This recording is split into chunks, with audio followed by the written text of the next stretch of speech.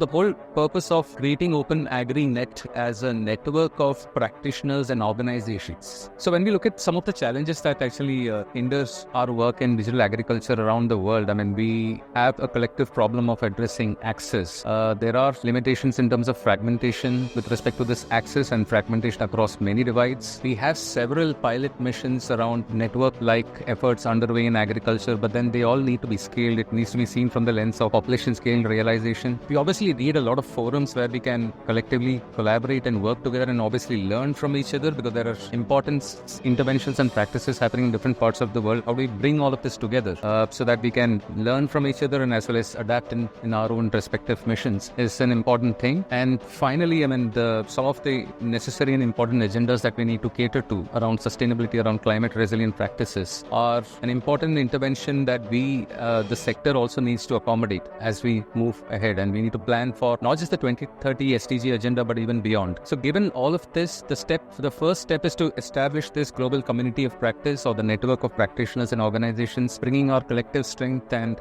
intellectual contributions to the table and collectively building some of these assets or blueprints that would be useful for implementers around the world. We have a very clear lens of not just the underlying technology backbone alone, but also on the value and benefit articulation layers, because ultimately there are specific beneficiary classes that are affected by all of these. And when we look at benefit articulation from a closer lens, it has to dive more deeply into some of the pressing problems that we face today. And the response for many of them could be around how do we provide better and more contextualized advisory to farmers? How do we open up avenues for more commercialization for the smallholder farmers? How do we bring some of this climate resilient agricultural practices, the new and modern regenerative practices that we see happening around the world at a much more macro scale? All of this represents a great livelihood opportunity and economic incentives, and we do that by overcoming any of these divides. Research, learning, advancements in all of these areas need to be mainstreamed and brought to the table so that they can be productionized into real missions on the ground. And ultimately, all of this cannot happen with a smaller microcosm of players, cannot be just governments or philanthropic organizations alone. We need to find the space for market players. We bring all of them together through a unifying platform or a foundation, and for which a lot of our experience in other sectors have actually lent us to believe that a DPI-led approach powered by the imagination of AI could actually help us relook at how digital agriculture missions are done around the world. And the closing argument on my behalf is, how do we go about doing this in the next years, beginning with, say, the immediate pressing months ahead?